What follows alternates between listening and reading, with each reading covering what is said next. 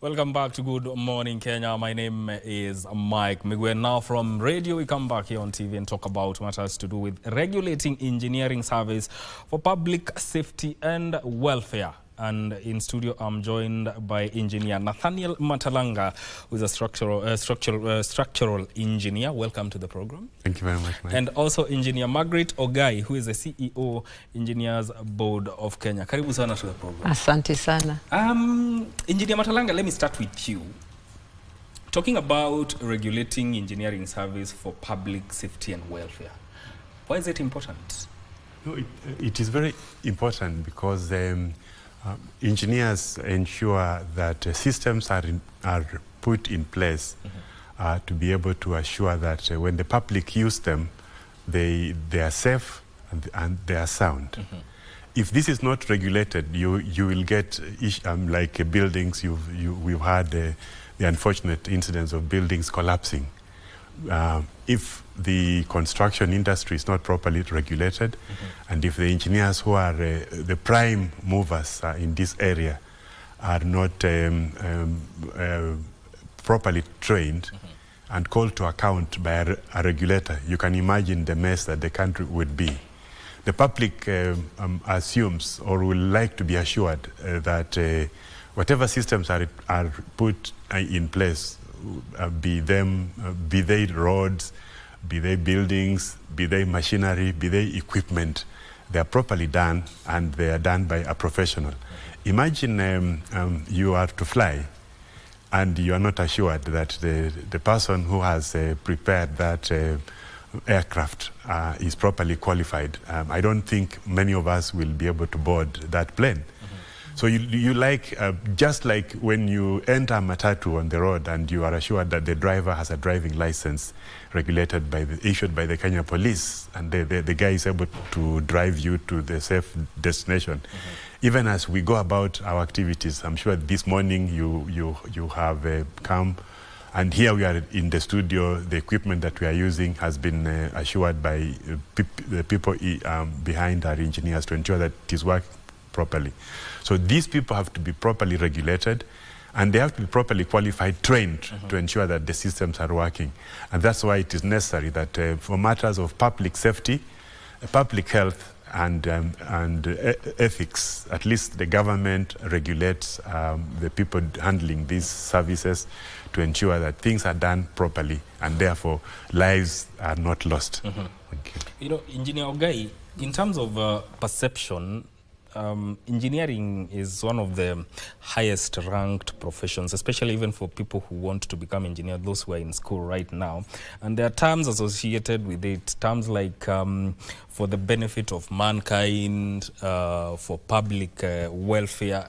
How significant are these terms in the field of engineering? Oh, thank you. In fact, where will I start from? Of course, I think Engineer Matalanga has spelled out the importance of having engineers in society, their role, and how they also protect the society. So I think I'll start by just the word engineering.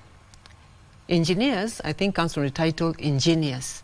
It is these people who are found to be clever. You are able to look at natural resources and create processes, tools, systems that can improve lives, because that's the bottom line. I think that's where you're talking about benefit. We want to improve lives. So whatever an engineer does must bring improvement to that citizen. And so the training that we go through is quite rigorous. In fact, it's a very competitive course, like you said. So we even look at the entry requirements for you to get into an engineering program. These are spelled out by KUPS and the placement body, and then they are accepted to the universities and they train for a 5-year program. So engineers have to be fairly good in the sciences, the physics, maths, chemistry, and of course, because of communication, we also take one language. That is for entry. After the 5-year program, when they graduate from a recognized program, they will be registered by the Engineers Board of Kenya. Let me say at this point, I'm happy to say we have managed to do 90% of all the programs being taught in the university, and they're well over 80. So you can see that's also a very big constituency. 80 programs being taught in 15 public universities and 1 private university, are producing engineers who come and are registered by the board. They then are taken up by the industry, either in factories or they work with consulting engineering firms, like my colleague here. He's a consulting engineer. They will work for a 3-year period just to get the practice. Because yes, you have the technical knowledge, but you know there are standards to be met. Yes. There is also learning about how do you manage a contract, the parties to a contract. So all these things, you come and do an examination at the end of the 3-year period, and then you get registered and licensed as a professional engineer. As a professional engineer, now you have the competence, you have the seal from government that you now can be able to take up work given to you by public authorities or even private entities to carry out the work that is needed for engineering. So I don't think we can even spend a lot of time about the impacts of engineering. When you look at how you travel, I think Engineer Matalanga went through that whole process. He stipulated all that. But we also did something as the Engineers Board of Kenya. We thought we are not telling our stories enough, and we did Engineering at 60 documentary. And I would invite anybody who is listening to please go and watch that, because you will then get to understand the contribution that engineering has made to even the development of any country cannot be met without engineers. And I think engineering knowledge and all that. So I think we contribute in a big way. Yes. I hope I'm still responding to your question. Yes. but I'm sure in a roundabout manner, yes. There's something about engineering. Still on you, Engineer Margaret. Yes, you know, the perception that engineering is a male kind of a profession. So far, how many engineers who are ladies do we have in the country? What have been the uptick? I think initially it was it has been a very male-dominated profession globally. It's a problem globally. There are some regions that have made a lot of progress. I think we're looking at Malaysia and a few other countries. They had 50% parity. But in most other countries, including Kenya, I think for us it might also have been from the attitudes and possibly also from the primary school going to secondary school. I think there was a general expectation of the professions that our ladies would get into in the time when I was growing up. Yes. So you'd find we didn't have the courses like technical courses being taught. We had many technical high schools, but there weren't any for girls, as far as I know. Yeah. So that already had caused that, what did you call it, that we weren't getting as many. So coming to the current numbers, we are just about 8%. About 2,000 of our engineers are women engineers. But we thank God, because when we look at the universities, we are getting better parity. Yes. At the universities, we are still we are looking at out of the 22,000 or so who are training in the universities today, I think we are looking at 30%. Yeah. So we are seeing this number going up. We are making a lot of efforts. Currently, we are even doing outreaches together with the UNESCO and other bodies, Young Scientists of Kenya, and the Institution of Engineers of Kenya and Association of Consulting Engineers, to go back to the high schools and really sell engineering as a course of choice to both the girls and the boys, but also emphasize to the girls there's some certain fears that they might be having because they see very few role models. Okay. But we have seen there is a good uptick. And I think in today's world anyway, because of all this technology-driven, you really cannot do without technical knowledge. So we've seen a lot of uptick, but there's still room for improvement.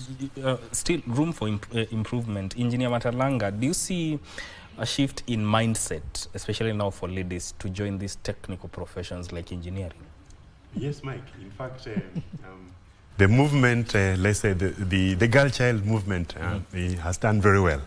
Mike, we should actually be worried that as much as we are saying that there are very few women in engineering, the campaign and the efforts have yielded a lot of fruit. And as Engineer Guy is saying, if you go to schools, you realize that the number of women who are doing science, the STEM courses, is now more. Even when we see examination results, you must agree with me that some of the top leaders are now being the girls. So as much as we are promoting them, and we need to continue that effort to ensure that we are at par with the boys, at least we now also need to start encouraging the boy child that he should not give up, he should not feel disadvantaged, he should keep at it, and we need both boys and girls everywhere. You know, it's just not engineering. Our traditional mindset that there are some things which are for boys and some things that are for girls. I think that's where the campaign should be, that we are all the same. We should be able to encourage each other to do these courses. Actually we admire and congratulate the girl child movement, that they have done a very tremendous job. And I think they are yielding a lot of fruit, and we are beginning to benefit from that effort. Engineer Guy will probably, she's not telling you, but I think she's the first CEO, lady CEO of the Engineers Board of Kenya. And we are getting there, where we hope that we shall have many more after her, and many more women CEOs in engineering-dominated fields. And even you see at the board level, there is also the effort to encourage women, even at the cabinet level, even in parliament. Our legislation is that we need to encourage more women and more girls to be at par as men. So from where you stand in terms of looking at the future of engineering, in terms of the uptake of ladies, the future is bright. The future is very bright. Because the effort has been made in the right direction, and we are actually seeing results. I've told you, she's the result. She's here with me, and I'm very proud of her. I'm a past president of the Institution of Engineers of Kenya. And during my term as president, more than 50% of the council were women. So we are seeing it everywhere, and the future is bright. Engineer Margaret, now in terms of licensing, does having a license as an engineer depict or stipulate excellence or outstanding capabilities? Thank you. I think that's a very good question. I think what we aim for is, you know, this is government. We are regulating a certain space. The standards to do with the person who's going to do for you that design. We also have regulatory standards around the materials that are going to be used. So now coming back, when we, as I said, once you do, and you come for an examination at the board, and the examination is testing your competence to carry out engineering services independently. And therefore you wait, it's a peer review. You should be able to respond in a way that you're using engineering principles to say, this is how I carried out my road design. I applied these principles and all that. So that sets, as a minimum, those that we have registered as professional engineers, the ones that we protect the title ENG, and we introduce ourselves by that style, it is in our act. Those, we are assuring the public that they should be able to deliver for you safe and sustainable engineering products as we may. But I think, of course, many things come into interplay. We are human beings. So these things we talk about, there's personal accountability, there's personal ethics. And we do even issue a code of ethics as you carry out the practice. But in reality, excellence is a personal choice. And so to me, there is what you'd call what is not good, and we take for disciplinary. Then there is that which is good, ordinary, that you will meet. We'll meet your expectation. But the one who will exceed your expectation and therefore lead towards excellence is just an exceptional person. I think I would like to say we have seen recently there's been awards given to different individuals, you know, and we see, for instance, the one, I think, to the LSK president. Yeah. I think it's an international award, and we congratulate her for that, because people have seen something beyond just saying that I'm serving in this space and this is what I offer. And I think that's what we are calling to all our engineers. Let us go beyond. I think Kenyan engineers have done extremely well. We compete very well in the globe, and we have a lot of representation. Like, I'm glad to say we have here Engineer Matalanga. He is in the executive committee of the World Federation of Engineering Organizations. You know, you can't get yourself in such a forum unless you are meeting some standard, and unless there is that respect amongst the globe. Yeah. I think even when we come to the Africa level, we have a Federation of African Engineering Organizations. We have, again, I think, a member of ours who was our past president, also represented on that executive board. That is Engineer Uhaga. And we can go on. The vice president of the federation, it's called FIDIC, FIDIC is for the Consulting Engineers, Federation for the Consulting Engineers, Engineer James Mwangi, also is a member and is a vice president of a world organization. And therefore, I think this excellence in our engineers, we have no doubt. We are truly leaders in this region. And part of it is we also want to celebrate their stories, because they have gone out. They have also been built most of Southern Africa. You have Botswana and Lesotho in the 80s and 90s, and now you find a lot of our engineers now in South Sudan, Somalia. And so I think this is the excellence that we have had as in terms of training, education.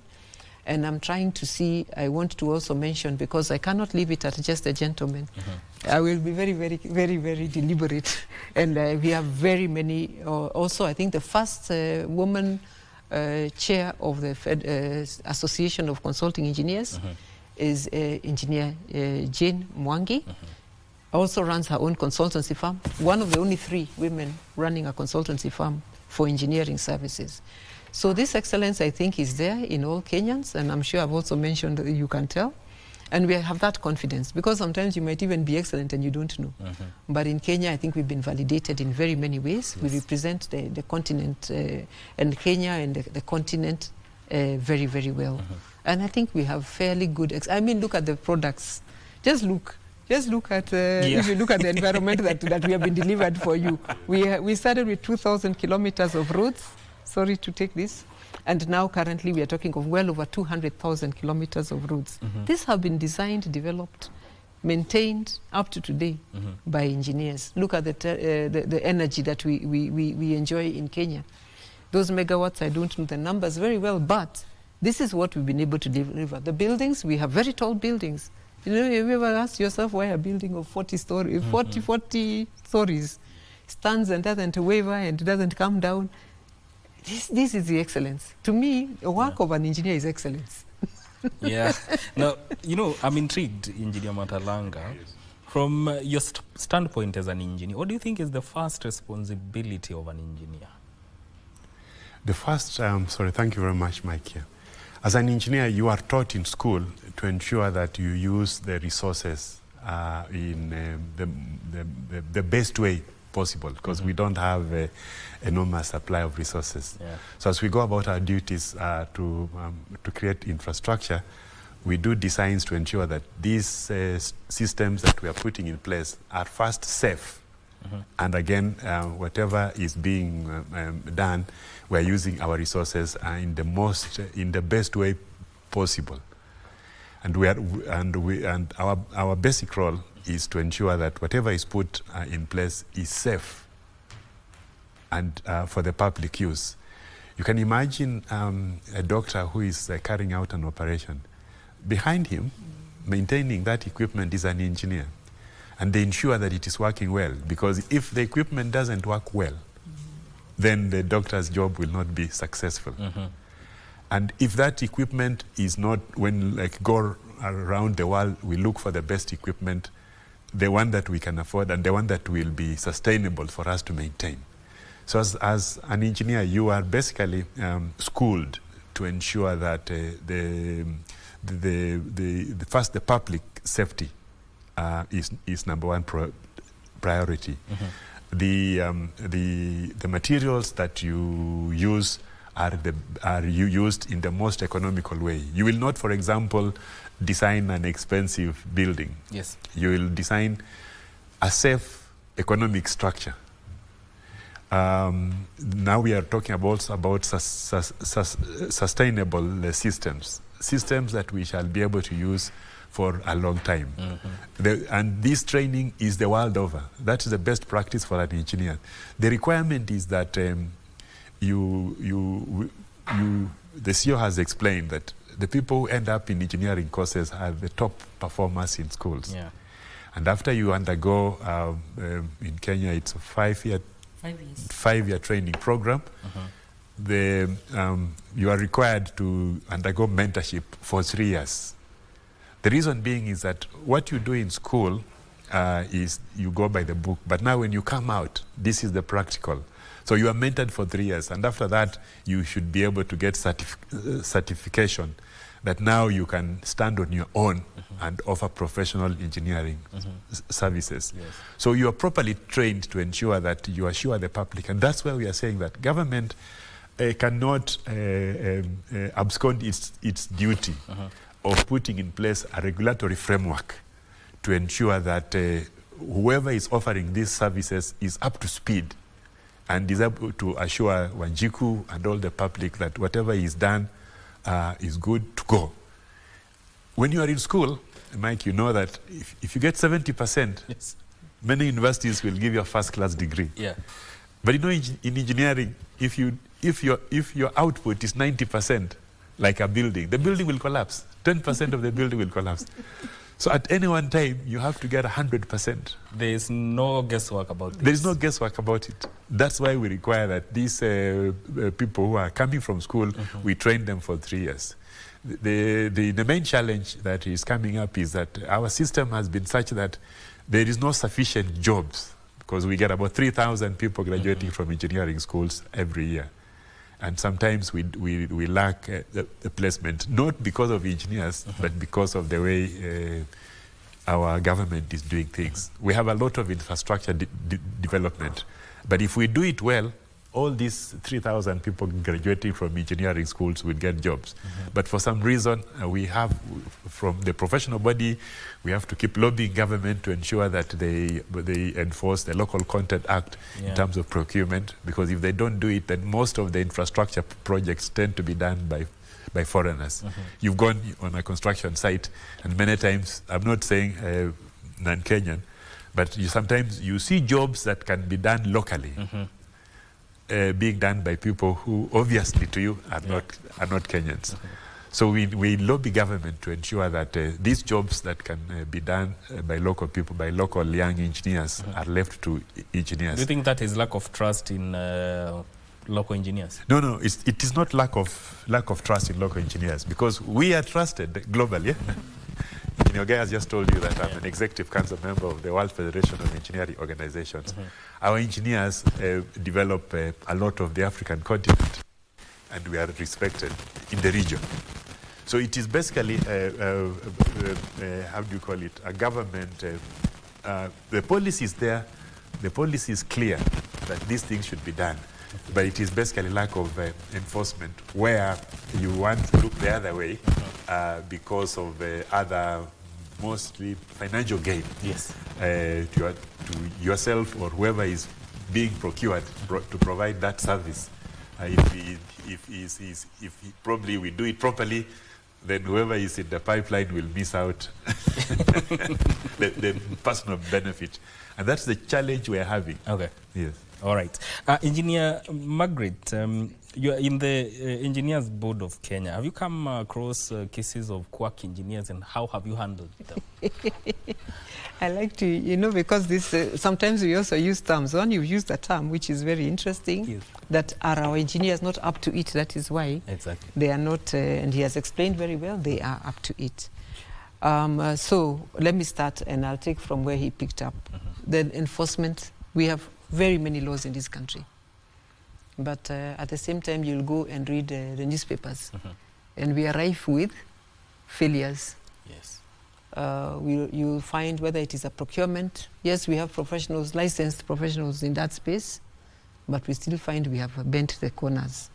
So for me, what I would say is that you are having non-licensed people carrying out work that is reserved for licensed people.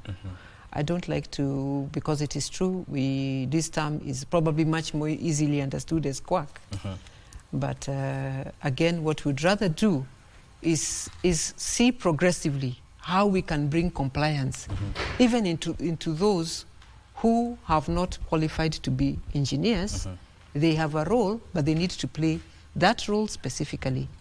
Because currently you might find one who's supposed to play the role of being an assistant in terms of collecting the material sample would also want to give advisory on the building. Yes. Because you're in the village and somebody tells you, oh, just build a cheap house. You tell them, an engineer, they say, no, that's too expensive.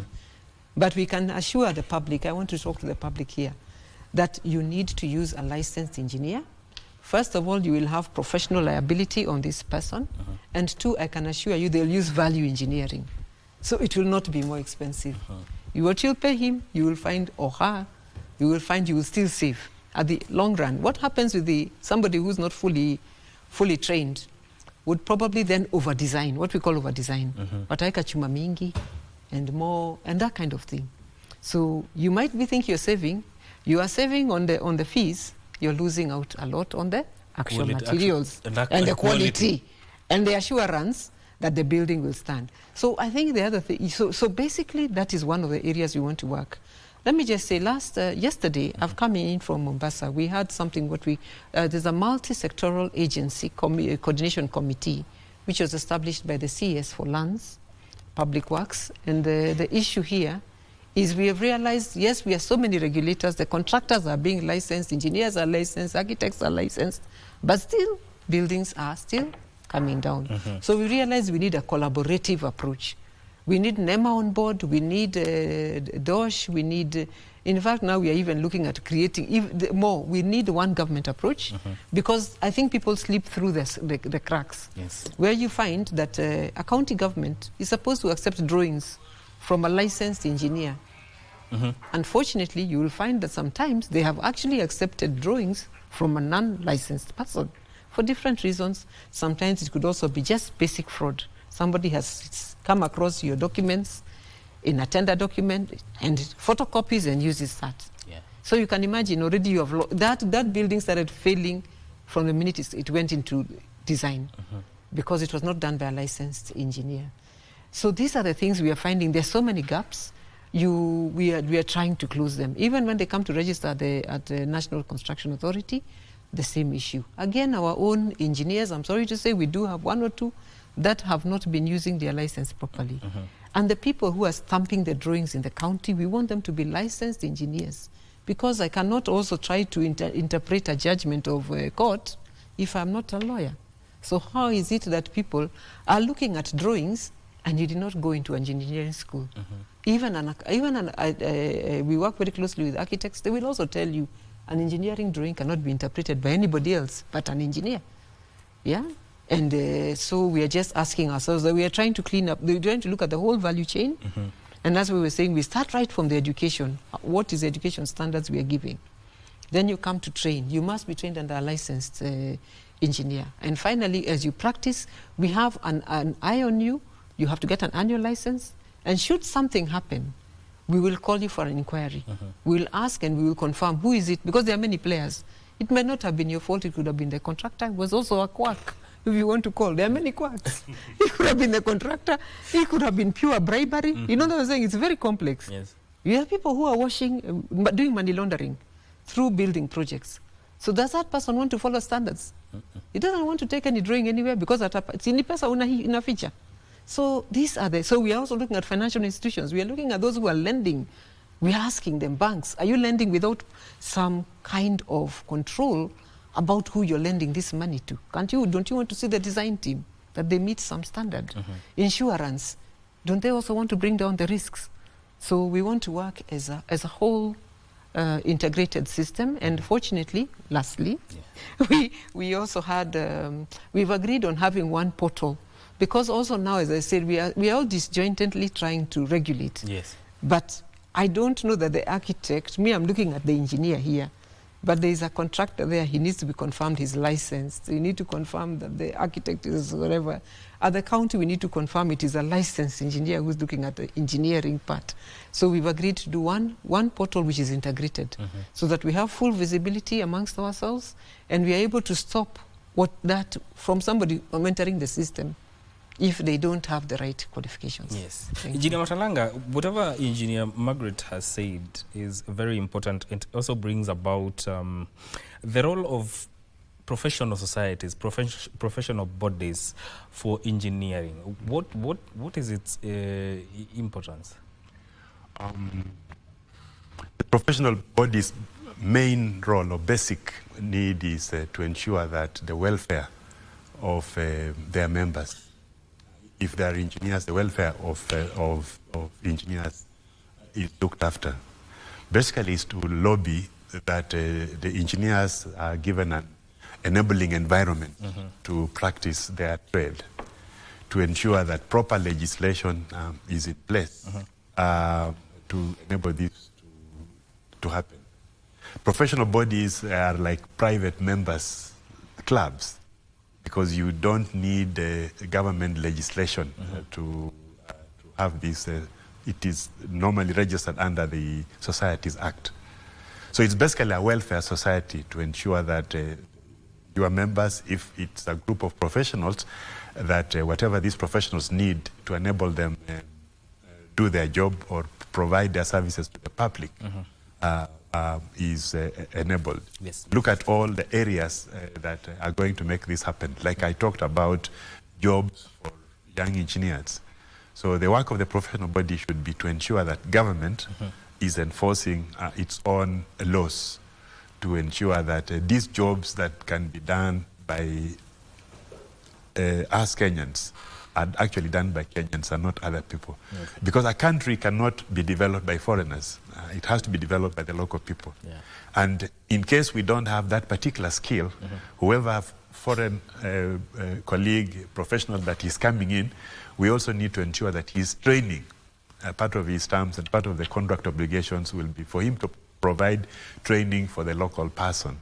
So that the next time we are doing that type of thing, then we already have a local person. Yes. You can imagine the construction of the Nairobi Expressway. Yes.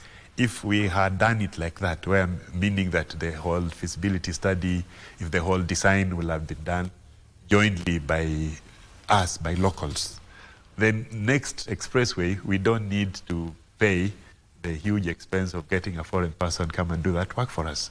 So that's why that is the role of the professional member society, to ensure that we develop capacity of our members and the work that is done in this country is up to speed and is sustainable. All right. Yeah. Engineer Margaret, there's an engineers partnership convention that is coming up. What's the plan? Oh, thank you. We are planning, we always have industry engagement. And this is where we discuss policies, standards. We also try to look into the future, where we are going. So we hold it every year. The Engineers Board of Kenya runs this program every year. This year, the theme is what? Engineering a digital world. I was about to ask how come it's getting out of my head. And it's because we've also recognized that we are, I think, the new game changer. As you've seen, when DeepSeek was introduced, stocks in the US ziliteremka. Yes. So we are realizing we want to leverage on technology. I think Kenyans are very tech savvy. Yeah. That one we are not in doubt. Yeah. So we want to see how we can continue to enable these processes to make ourselves more competitive. Okay. So this is the discussion we'll be having. We invite the whole of industry. We invite thought leadership. We invite all our engineers. And the partners, because not only, because engineers, I think if we look at the whole value chain, we're also looking at very many suppliers of products who are very interested to partner with us. We have already quite a number. I didn't come prepared, I should have, who are onboarding, and we will be having it in Nairobi between the 7th and the 9th of May of this year. Last year we had about 800 of us who came together. in Dedan Kimathi University of Technology. Yes. And I think out of that we've seen very many good things. Yes. Particularly we have now on the working towards getting international accreditation for our engineering programs. Yes. So we've recently been assessed by international assessors so that we can have our engineers now being, their qualifications today, if you want to practice outside of the country, you will probably have to go back for some courses because just for them to test you. Right. So this is going to be a big game changer. We'll be able to have our engineers offer their services globally. We hear there's a shortage of engineers in Australia, in Europe, and we would want to be part of the engineers. You know, that is something that we can also start to export. Okay. We've not been doing it. All right. Yeah, so I'm inviting you all. Please come. Please partner with us as KBC, as you've always partnered with us, and we've always gotten value by just having this very great event. I'll not tell you who our chief guest is. We are still waiting for confirmation, but we are looking to position engineering so that it can, I think it can catapult our country forward. Thank you. That was our time. That was our time, and I want to appreciate you for making time to come and talk about matters to do with regulating engineering service for public safety and welfare. That is Engineer Nathaniel Matalanga, who is a structural engineer, and also Engineer Margaret Ogai, who is the CEO of Engineers Board of Kenya, joining us here on Good Morning Kenya. Thank you for tuning in to Good Morning Kenya. My name is Mike Migo. This is where we end the program. Thank you for tuning in. Keep it KBC Channel 1. Good morning.